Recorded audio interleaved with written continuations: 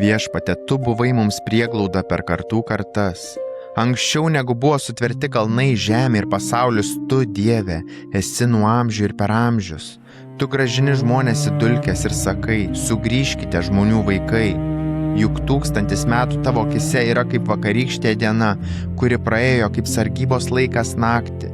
Tu pašalini žmonės kaip rytmečio sapną, kaip žaliuojančią žolę. Rytą jį žydi, vakare nukertama ir sudžiūsta. Tavo rūstybė sunaikina mus, tavo pyktis mus gazdina. Tu laikai mūsų kaltes savo akivaizdoje, mūsų slaptas nuodėmes savo veido šviesoje. Mūsų dienos praeina tau rūstaujant, mūsų metai kaip atodusis.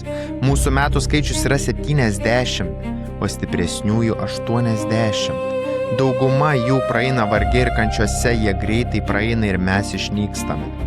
Kas tavo rūstybės jėgą supranta ir bijo tavojo pykčio? Pamokyk mus skaičiuoti mūsų dienas, kad įgytume išmintingą širdį. Sugrįžk, Viešpatie, ar ilgai.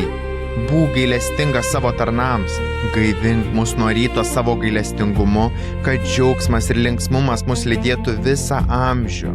Suteik mums džiaugsmo už tas dienas, per kurias pažeminti buvome, už tuos metus, per kuriuos patyrėme piktą. Te pamato tavo tarnai tavo darbus ir tavo šlovę jų vaikai. Viešpatie Dieve, būk mums geras, įtvirtink mūsų darbus, daryk mūsų darbus sėkmingus.